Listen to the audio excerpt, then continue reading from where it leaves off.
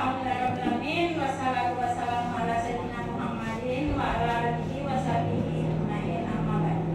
Ramadan Nasta'in, marilah kita panjatkan puji syukur kehadiran Allah Subhanahu wa taala yang telah memberikan rahmat dan karunia-Nya kepada kita bersama sehingga kita dapat berkumpul dalam melakukan kolaborasi tentang budaya positif dan penerapan segitiga restitusi. Salawat beriring salam tak bosan-bosannya kami panjatkan kepada junjungan kita yaitu Nabi Muhammad SAW yang telah membawa umatnya dari alam jahiliyah ke alam Islamnya seperti yang kita rasakan pada saat sekarang ini. Alhamdulillah, pada acara di siang hari ini kita akan mendengarkan tentang aksi nyata modul 1M4 yang akan dipaparkan oleh Ibu CGP kita yaitu kepada Ibu DJ. Bu DJ, kami persilakan pada tempat dan waktu yang disediakan. Terima kasih kepada Bu Ermayanti. Assalamualaikum warahmatullahi wabarakatuh. Waalaikumsalam warahmatullahi wabarakatuh. Puji syukur mari kita panjatkan kehadiran Allah Subhanahu wa taala yang telah melimpahkan rahmat dan karunia-Nya kepada kita semua sehingga kita dapat berkumpul di ruangan ini. Kemudian salawat beriring salam takkan pernah bosan kita kirimkan kepada Nabi kita yakni Nabi Muhammad SAW dengan melapaskan Allahumma shalli ala Sayyidina Muhammad wa ala ali Sayyidina Muhammad. Pertama saya ucapkan terima kasih kepada ibu-ibu SDN 06 Padang yang telah bersedia meluangkan waktunya untuk saya dalam rangka menampilkan aksi nyata modul saya itu tentang budaya positif.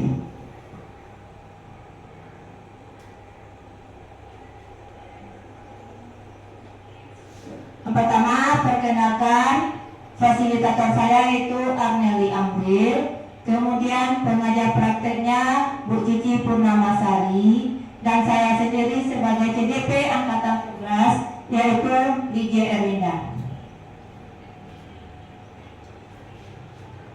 Kemudian di sini saya membuat latar belakang aksi nyata yaitu murid tidak suka peraturan karena selama ini jika mereka melakukan pelanggaran maka akan mendapatkan hukuman dan cenderung akan mempermalukan dirinya. Jadi murid kita itu kurang suka dengan hukuman. Kemudian ada tujuan aksi nyata.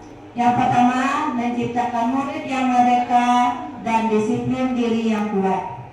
Kemudian menumbuhkan budaya positif di sekolah dengan meyakini nilai-nilai kebajikan universal. Tolak ukurnya itu terbentuknya keyakinan kelas melalui kegiatan kesepakatan kelas yang dilakukan wali kelas dan siswa. Kemudian siswa mampu menerapkan dan menjalankan keyakinan kelas yang telah dibuat. Langkah-langkah yang kita lakukan itu dalam menerapkan budaya positif yaitu yang pertama saya menghadap kepala sekolah untuk menjelaskan betapa pentingnya pemahaman budaya positif dan keyakinan di sekolah, serta meminta izin untuk mendiseminasikan bersama rekan guru. Kemudian nomor 2-nya itu mengumpulkan rekan guru untuk melakukan pemahaman materi budaya positif yaitu keyakinan kelas dan segitiga restitusi. Selanjutnya berkoordinasi dan berkolaborasi dengan wali kelas untuk membuat keyakinan kelas masing-masing. Kemudian kita melakukan refleksi dan mengevaluasi keyakinan yang kita buat. Jadi setelah kita membuat keyakinan kelas, kita juga harus merefleksikan yang telah kita buat tersebut. Kemudian dukungan yang dibutuhkan itu saya membutuhkan dukungan dari kepala sekolah, rekan guru, serta murid-murid agar tindakan yang telah disusun dapat dilakukan secara menyeluruh, dan juga kepada orang tua murid dalam melakukan budaya positif di rumah maupun untuk kita di sekolah. Kemudian menyebarkan pemahaman dan pengalaman dalam penerapan budaya positif. Konsep utama model budaya positif itu adanya perubahan paradigma baru, disiplin positif, kebutuhan dasar manusia, motivasi perilaku manusia, posisi kontrol restitusi, keyakinan kelas, dan segitiga restitusi. Itulah konsep dasar dari budaya positif. Sekarang kita masuk tentang perubahan paradigma baru. Dalam pembelajaran paradigma baru, kita harus merancang berdasarkan prinsip-prinsip yang terdiferensiasi sehingga setiap siswa bisa belajar sesuai dengan kebutuhan dan perkembangannya untuk mewujudkan profil pelajar Pancasila. Di sini kita dalam memberikan pelajaran, kita harus memperhatikan kebutuhan peserta didik kita. Jadi pembelajaran yang kita beri itu sesuai dengan kebutuhan anak kita. Kemudian kita masuk tentang disiplin positif.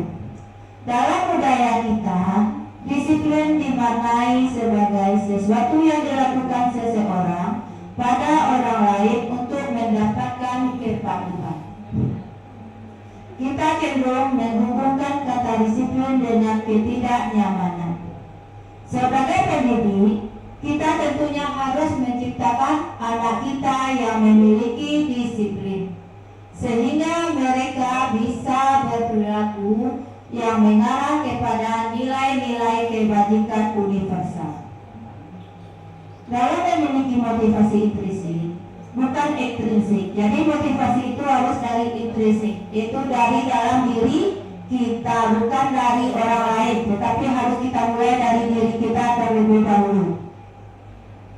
Disiplin positif merupakan salah satu penerapan disiplin yang bertujuan untuk menumbuhkan kesadaran serta memberdayakan anak untuk melakukan sesuatu tanpa adanya ancaman atau hukuman. Jadi disiplin positif ini memang kita harapkan tumbuh dari murid kita tanpa ada kita harus memberi hukuman atau ancaman. Kemudian ada kebutuhan dasar manusia. Kebutuhan dasar manusia itu bertahan hidup. Untuk kebutuhan bertahan hidup seperti makanan yang kita perlukan, seperti yang kita rasakan, makanan, minuman. Kemudian ada kasih sayang dan rasa diterima. Jadi kasih sayang itu juga kita merupakan kebutuhan dasar manusia, seperti kasih sayang dari keluarganya.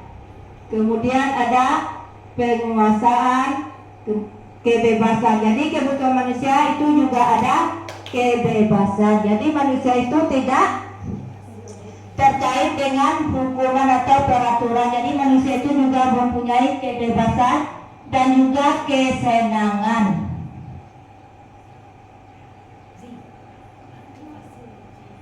Kita masuk motivasi perilaku manusia.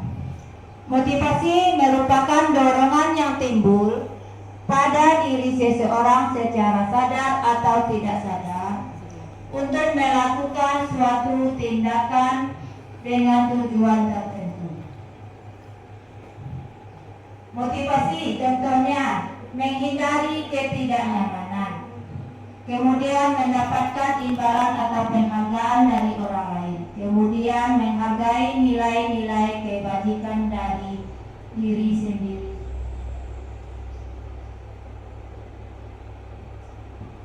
Kita masuk tentang konsep disiplin dengan identitas gagah. Yang pertama, hukuman. Contohnya hukuman seperti menyakitkan, tidak nyaman, murid takut, memaksa. Jadi di sini kita dalam memberikan hukuman berarti kita sudah menerapkan disiplin yang gagal. Kemudian yang penghargaan. Di sini contoh penghargaan itu merusak hubungan, mematikan kreativitas, menghukum dengan sistematik. Jadi Dalam disiplin identitas gagal, kita juga tidak boleh memberikan penghargaan kepada anak. Karena dengan penghargaan tersebut akan membuat anak-anak yang lain akan terjadilah iri. Seperti kita membuat ranking dalam rapor. Karena anak kita itu tidak ada yang bodoh. Jadi kita tidak perlu membuat ranking dalam penulisan rapornya. Kemudian ada juga konsep disiplin dengan identitas sukses. Dalam identitas sukses, konsekuensi ada pertama konsekuensi, yaitu seperti penguatan jangka pendek, perlu memonitoring berkelanjutan dan stimulus. Murid menghormati peraturan. Kemudian yang kedua restitusi, seperti murid bertanggung jawab untuk perilakunya, fokus pada pemecahan masalah jangka panjang, murid menghormati dirinya dan orang lain. Cara pendekatan restitusi. Restitusi adalah proses menciptakan kondisi bagi murid untuk memperbaiki kesalahan mereka, sehingga mereka bisa kembali pada kelompok mereka dengan karakter yang lebih kuat. Ciri-ciri restitusi. Yang pertama, bukan menebus kesalahan, namun belajar dari kesalahan. Jadi, seandainya kita melakukan kesalahan, berarti kita ambil hikmahnya dari kesalahan kita untuk yang kedepannya. Kemudian, memperbaiki hubungan. Tawaran bukan paksaan, menuntut untuk melihat ke dalam diri, mencari kebutuhan dasar yang mendasari tindakan. Fokus pada karakter bukan tindakan. Kemudian menguatkan dan fokus pada solusi. Kita lihat perbedaan antara hukuman, konsekuensi, dan restitusi tadi. Kalau hukuman, guru contohnya dalam mengerjakan PR. Kalau hukuman, seperti kita menyuruh anak kita hormat kepada tiang bendera atau berdiri di depan kelas. Itu yang kita berikan hukuman. Kemudian konsekuensi berarti kita memberikan pilihan kepada anak, seperti memberikan pengerjaan PR-nya tadi di jam istirahat atau di jam lainnya. Maksud yang cara restitusi itu kita menanyakan kepada anak tentang keyakinan kelas dan membantu siswa menyelesaikan kesalahannya. Di sini kan kita bisa menjelaskan restitusi. Kita tanyakan kepada anak, mengapa dia tidak membuat PR, sementara kan kita sudah mempunyai peraturan atau keyakinan kelas kita.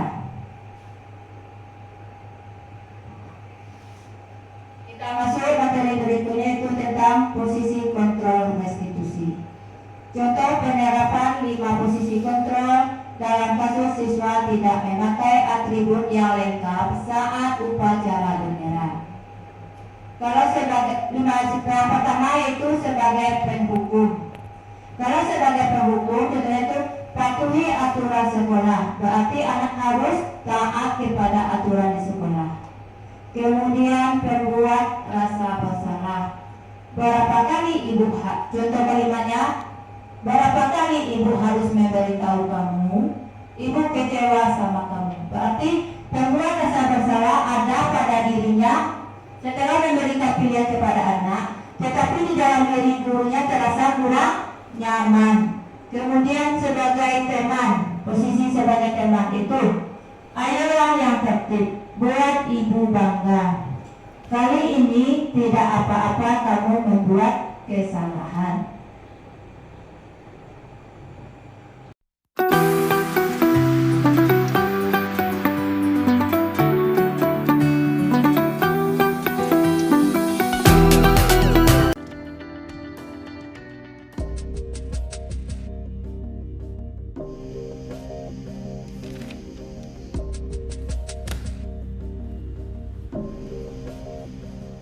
Naren! Sini kamu! Selamat pagi, Bu. Selalu terlambat. terlambat. Kamu deh, pasti terlambat. Maaf Bu, saya... Apa? Apa coba? Alasan kamu apa lagi? Kapan sih kamu tidak terlambat? Malas sekali ya kamu jadi anak. Saya... Dasar pemalas. Gak kapok-kapok sih kamu. Sudah berapa kali terlambat? Sana, kamu keliling lapangan basket 2 kali. Kenapa saya harus keliling lapangan basket, Bu? Kenapa? Kamu mau lawan ibu? Berani-beraninya jawab. Sudah terlambat, masih berani jawab pula. Sekarang, keliling lapangan basket 5 kali sekalian. Biar kapok. Cepat. Pergi sana ke lapangan basket.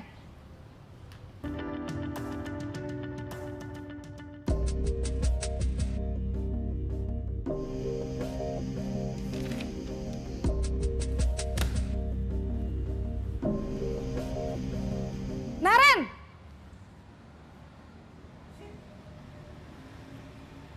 Selamat pagi, Bu. Naren. Kamu kenapa terlambat lagi, nak? Ya Tuhan, Naren. Kamu senang ya bikin ibu susah ya? Kalau kamu terlambat lagi, nanti ibu yang ditegur bapak kepala sekolah, nak. Disangka ibu tidak bisa membina kamu. Duh, gimana ini? Maaf, Bu. Duh, Gusti Naren. Kamu suka ya kalau ibu ditegur bapak kepala sekolah? Terus, sekarang ibu harus tulis apa ini di buku absen? Ini kamu sudah sering terlambat loh. Ibu harus apa coba? Maaf, Bu. Maaf sekali. Ya sudah, lain kali jangan bikin ibu susah lagi ya, nak ya. Ibu tidak akan kuat lagi kalau kamu begini terus. Bisa jantungan kalau ibu ditegur bapak kepala sekolah. Sana cepat ke kelas. Maaf ya, Bu. Maaf sekali.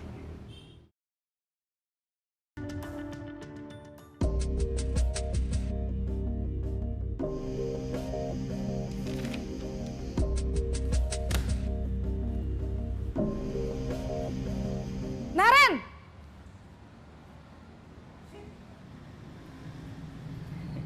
Selamat pagi, Bu. Wah, sudah jam berapa ini, nak? Terlambat lagi ya, sayang. Iya, Bu. Habis ibu saya lupa bangunkan saya, Bu. Kamu malah menyalahkan ibu kamu. Kamu bukannya anak yang larinya paling kenceng. Kok terlambat sih? Iya, Bu. Saya memang terlambat bangun tadi.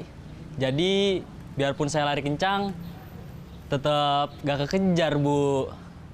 Ya sudah sana, nanti lain kali larinya lebih kenceng lagi ya.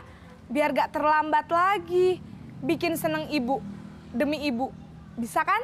Bisa lah, Bu. Ya sudah sana masuk kelas. Ibu beresin urusan absen kamu. Kamu ini ada-ada saja.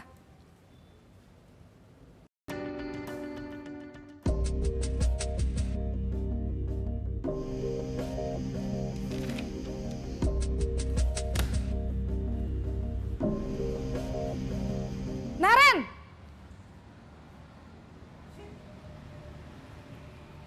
Selamat pagi, Bu. Naren, apa peraturan sekolah kita tentang jam berapa kita harus masuk sekolah, nak? Kita harus di sekolah jam 7, Bu. Iya, betul. Sekarang sudah jam 7.20. Naren sudah tahu konsekuensinya jika terlambat hadir. Paham, Bu. Saya harus tinggal kelas pas jam istirahat selama 20 menit. Iya, benar. Konsekuensinya demikian. Jadi nanti jam 9.30 pas istirahat, kamu harus tinggal di kelas, kerjakan tugas tambahan untuk ketertinggalan kamu, ya? Baik, Bu.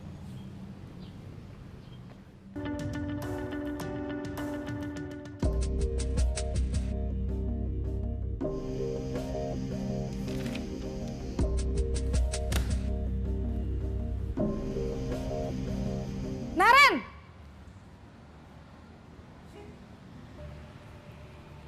Selamat pagi, Bu. Selamat pagi, Naren. Maaf, Bu. Saya terlambat. Iya, sekolah masuknya jam 7, sekarang sudah jam 7.20. Jadi sekarang bagaimana ini, Naren?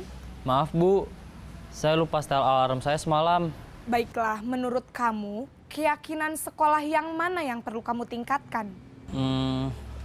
Menghargai diri sendiri dan orang lain mungkin ya Bu. Setuju. Jadi, apakah Naren meyakini prinsip saling menghormati tersebut? Iya Bu, saya meyakininya. Apakah Naren bersedia memperbaiki masalah keterlambatan ini? Bersedia Bu.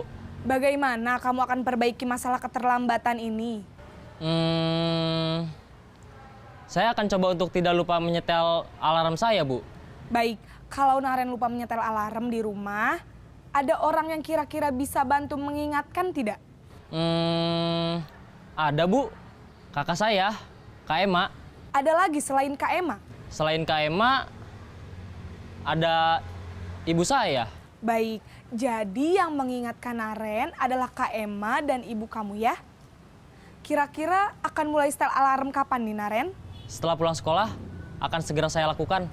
Baik, jadi Naren akan setel alarm untuk bangun besok pagi dan akan diingatkan oleh kakak dan ibunda Naren ya. Ada lagi yang mungkin perlu dilakukan Naren? Agar tidak terlambat bangun lagi. Tidak ada Bu. Baik Naren, terima kasih untuk kerjasama kamu. Sekarang kamu perlu kembali ke kelas untuk belajar. Baik Bu, terima kasih. Kemudian kita masuk tentang keyakinan kelas. Cara kita membuat keyakinan kelas atau membentuk kelas. Yang pertama itu kita lebih abstrak dari peraturan. Kemudian kalimatnya sedikit agar mudah diingat. Jadi keyakinan kelas itu tidak perlu kita buat kalimat yang panjang-panjang, cukup singkat, padat, tapi mudah dimengerti dan dijalankan oleh anak. Kemudian berupa pernyataan universal. Itu sesuai dengan nilai-nilai kebajikan tadi, sesuai dengan profil pelajar Pancasila. Kemudian dalam membuat keyakinan kelas, tentu kita juga harus menyesuaikan juga dengan kondisi kelas kita yang ada. Kemudian baru kita bentuk dalam bentuk kalimat positif. Semua siswa dalam membuat keyakinan kelas, semua siswa juga harus kita libatkan tanpa ada kita membedakan anak-anak.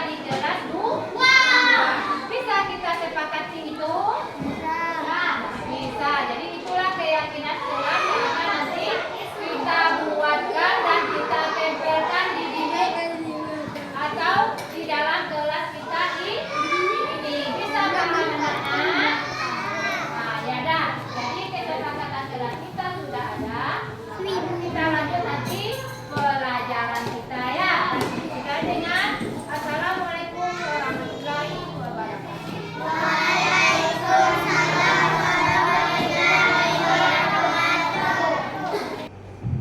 Inilah contoh saya dalam membuat keyakinan kelas, yaitu kelas 2.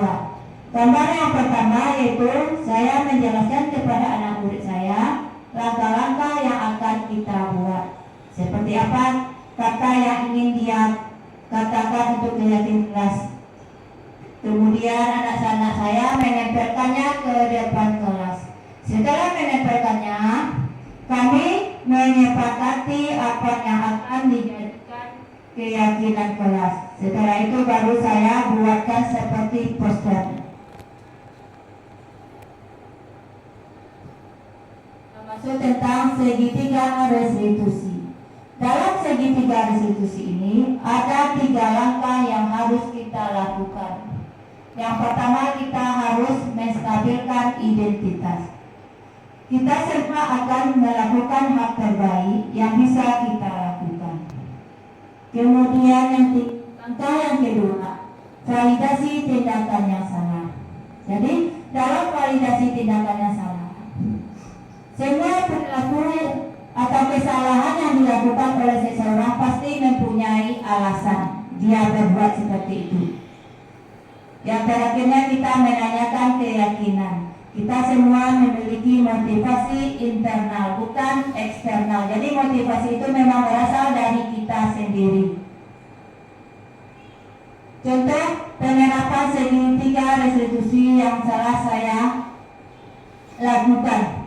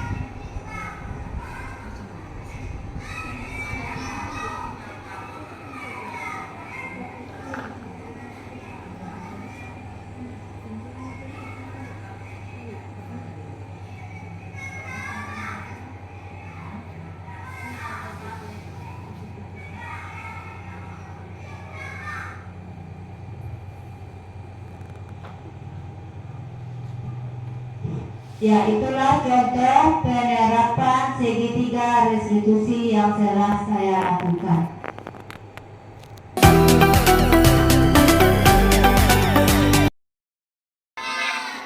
Alhamdulillah semuanya anak ibu sehat, bisa pergi ke sekolah ya. Baiklah anak ibu, apa pelajaran kita?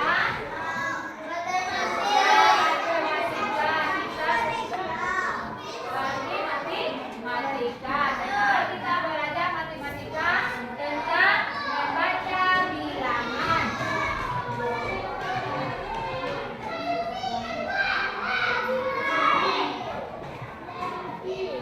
Tentang apa nak? Membaca bilangan. Sekarang kan kita belajar membaca bilangan mulai dari angka 1 sampai 50.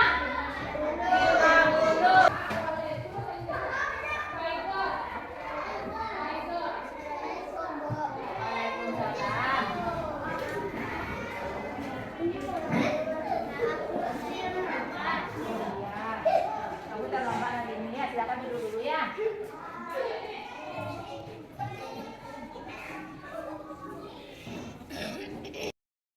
Dipanggil ke sini. Apa itu, Mas?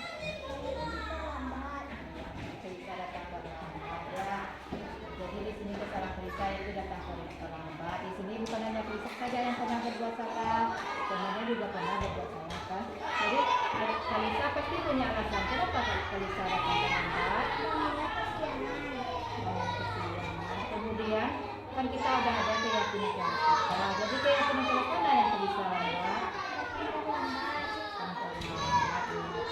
Kemudian untuk solusinya ke depan apa yang Kalisa lakukan supaya tidak datang terlambat? Jadi maukah Kalisa ke depannya berjanji tidak mengulang lagi? Jadi Kalisa berjanji ya tidak mengulangi ke depannya lagi ya. Nah sekarang Kalisa boleh bermain lagi bersama teman-temannya ya.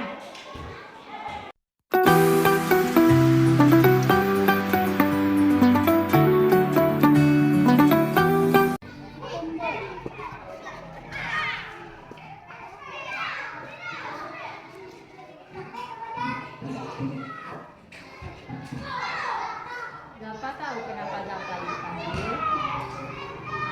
Kali ini kan jadwal ibu juga. Jadi ibu dapat laporan dari teman Zalpa bahwa ada anak murid yang membuang sampah sembarangan. Iya Bu, itu salah. Jadi itu Zalpa yang membuatnya. Jadi di sini Zalpa membuat sampah kan Zalpa tahu salah Zalpa. Semua orang pasti juga mempunyai kesalahan. Sekarang ibu tanya, kenapa Zalpa membuang sampah sembarangan? Karena tadi saya sudah pergi Bu, jadi saya tidak sempat.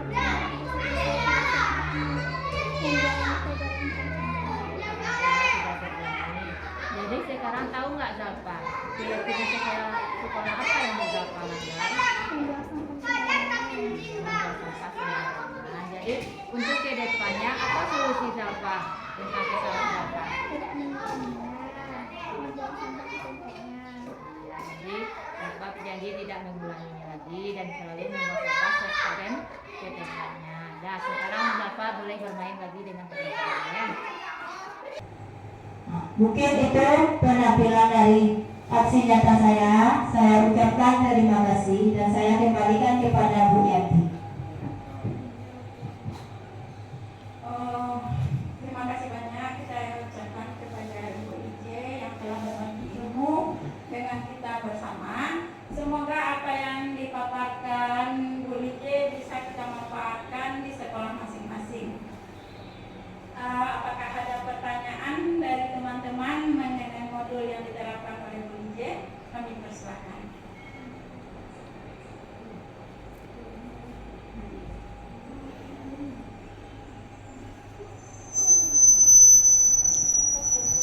Bepi, ada yang bertanya Bepi? Assalamualaikum warahmatullahi wabarakatuh. Di sini saya ingin bertanya, bagaimana cara kita membuat keyakinan dalam satu kelas terlebih dahulunya? Terima kasih. Ya, terima kasih kami ucapkan kepada Bu Yanti. Sekarang kami serahkan kepada Bu Ije untuk menjawab pertanyaan. Terima kasih Bu Yanti. Baiklah, di sini saya akan mencoba menjawab pertanyaan dari Bu Yanti, yaitu tentang cara kita membuat keyakinan kelas. Seperti yang telah saya lihatkan tadi pada gambarnya, yang pertama tentunya kita sebagai guru tentu kita menjelaskan kepada anak apa itu gunanya keyakinan kelas. Kemudian anak-anak tersebut menuliskan di kertasnya apa keyakinan kelas yang akan ia inginkan, seperti membuang sampah pada tempatnya, mematuhi peraturan kelas. Kemudian dari itu setiap murid diberi kesempatan untuk menempelkan apa yang diinginnya ke depan kelas.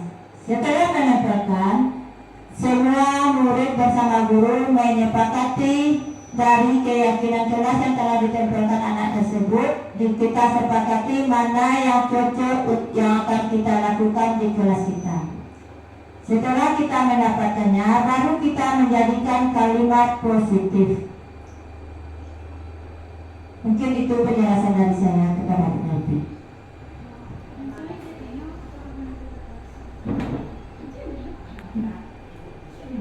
Bagaimana Bu Yanti? Ya, terima kasih Bu Yanti. Teman-teman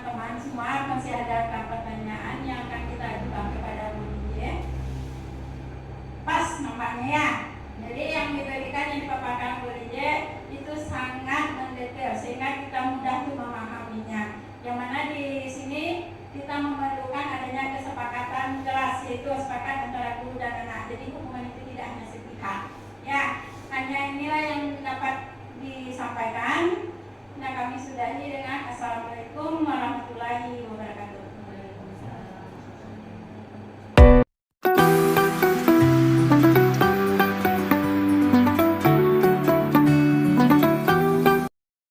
Assalamualaikum warahmatullahi wabarakatuh. Perkenalkan, nama saya Kadisa.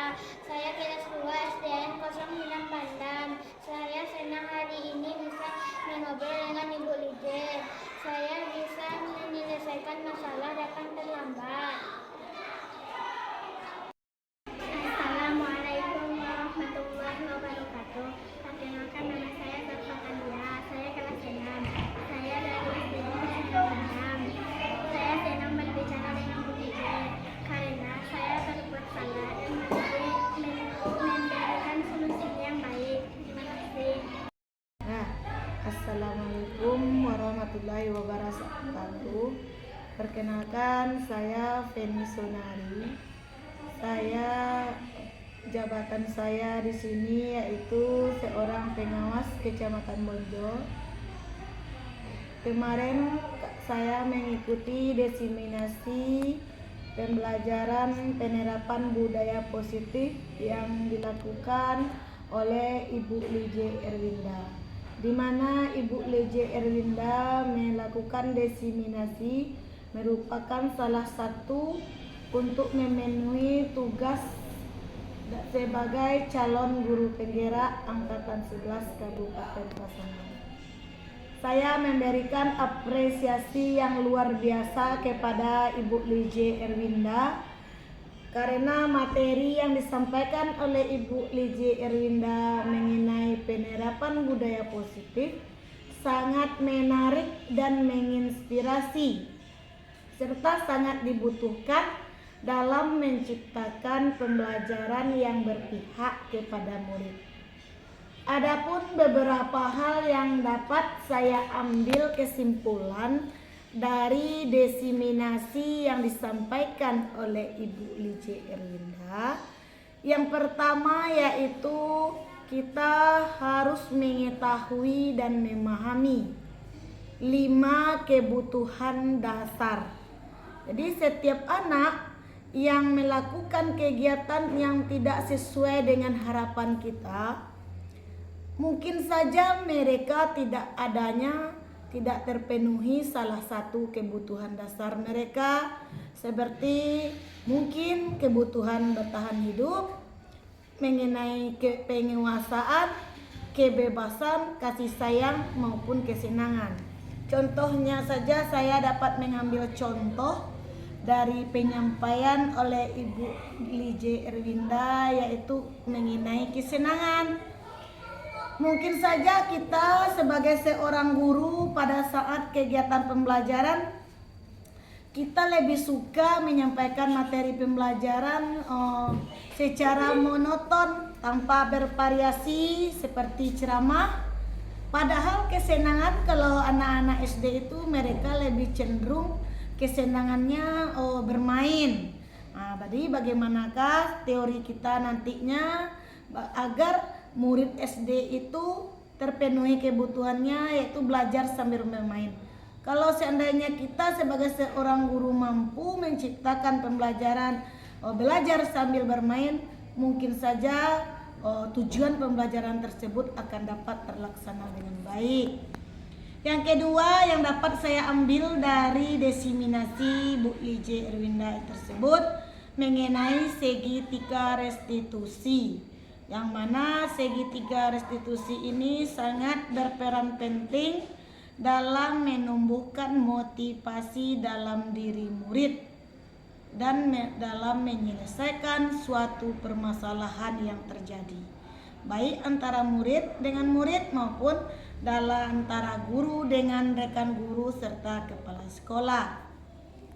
Langkah-langkah segitiga restitusi yang disampaikan oleh Ibu Lije Erwinda itu ada 3 tahap. Yang pertama yaitu adanya menstabilkan identitas. Jadi selama ini saya pribadi waktu menjadi guru yang menstabilkan identitas inilah sering saya abaikan. Mungkin saja saya langsung mengidentifikasi masalah apa sebab anak itu berbuat demikian, kesalahannya apa, langsung saya berikan tindak lanjut. Nah, jadi sebenarnya kita stabilkan identitasnya dulu, kita yakini apa alasan-alasan mereka berbuat demikian. Di inilah menambah wawasan saya. Yang kedua, kita validasi tindakan yang salah mereka. Apa sebabnya mereka yang tindakan mereka yang salah itu, faktor penyebabnya. Kita tanya apa akibatnya. Baru langkah ketiga kita menanyakan keyakinan atau kesepakatan yang telah dibuat. Berikutnya lagi yang dapat saya ambil dari diseminasi yang disampaikan oleh Bu Lije, posisi kontrol. Yang mana saya sendiri secara pribadi sering mengabaikan posisi kontrol ini dan baru paham. Ternyata seorang guru itu ada jenis-jenis posisi kontrolnya. Yang pertama yang sering saya alami yang dijelaskan oleh Bu Lije, saya sebagai posisi kontrol penghukum. Yang mana murid saya yang tidak membuat PR lah contohnya, sering saya suruh mereka membuat PR di luar.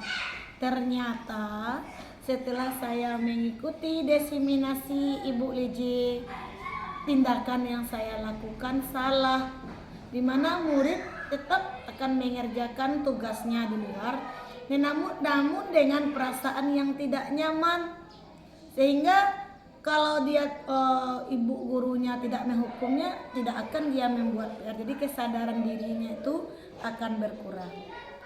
Yang kedua, adanya posisi kontrol sebagai membuat rasa bersalah. Saya juga sering selama ini melakukan hal yang demikian. Contohnya saja ada beberapa murid saya yang tidak mau belajar. Saya gambarkan bagaimana orang tuanya di rumah yang bersusah payah mencari uang agar siswa saya tersebut bisa bersekolah. Namun ternyata hal demikian hanya bertahan, kesadaran dirinya hanya bertahan sementara. Jadi harapan kita agar kesadaran diri murid itu tumbuh dan berkembang dalam dirinya secara konsisten. Jadi yang berikutnya lagi, saya juga sering mengambil posisi kontrol sebagai teman, yang mana saya memikirkan dengan berkata-kata lembut dengan anak-anak sehingga dia mau belajar, namun ternyata juga salah karena dia tidak adanya loyalitas kepada kita. Nah, jadi 3 tuh sering saya lakukan. Ternyata posisi itu bukan salah satu penerapan budaya positif, di mana posisi yang terbaik sebagai guru maupun sebagai pimpinan yaitu sebagai manajer, kata penyampaian oleh Ibu Lije. Di mana yang bisa saya ambil sebagai manajer itu kita melakukan suatu tindakan sesuai dengan apa yang telah kita sepakati dan kita berikan konsekuensinya sesuai kesepakatan tersebut. Nah, jadi itu yang dapat saya ambil. Saya akan berusaha ke depannya untuk menjadi seorang pemimpin dengan posisi kontrol sebagai manajer. Yang keempat yaitu penerapan budaya positif yang disampaikan oleh Ibu Lije, adanya keyakinan atau kesepakatan kelas. Keyakinan dan kesepakatan kelas ini bisa kita terapkan di lingkungan kelas, di lingkungan sekolah maupun di lingkungan instansi. Karena hal-hal yang telah kita buat secara bersama, yang telah kita rinci secara bersama, maka dengan sendirinya kita akan konsekuensi tentang apa yang telah kita sepakati. Yang mana mindset kita selama ini, apapun yang kita lakukan sesuai dengan peraturan. Jadi itu bukanlah suatu hal yang menerapkan budaya positif, hanya bersifat karakternya tumbuh secara sementara. Jadi untuk kedepannya saya pribadi akan menerapkan kesepakatan atau keyakinan terhadap suatu kegiatan yang akan kita rencanakan. Dengan adanya diseminasi yang disampaikan oleh Ibu Lije itu mengenai budaya positif, sehingga tujuan dari pendidikan kita secara nasional yaitu pendidikan yang berpihak kepada murid, pendidikan yang sesuai dengan kebutuhan murid. Murid belajar sesuai dengan kodrat alam dan kodrat zamannya akan tercipta dan akan terlaksana, sehingga murid akan selamat dan sejahtera. Selain itu, apabila penerapan budaya positif ini kita terapkan dalam kehidupan sehari-hari, maka mimpi-mimpi kita sebagai seorang guru, sebagai seorang pemimpin akan terlaksana dengan baik. Demikianlah yang dapat saya ambil kesimpulan atau pembelajaran dari diseminasi yang telah disampaikan oleh Ibu Lije kemarin. Dan akhir kata saya akhiri dengan Assalamualaikum warahmatullahi wabarakatuh.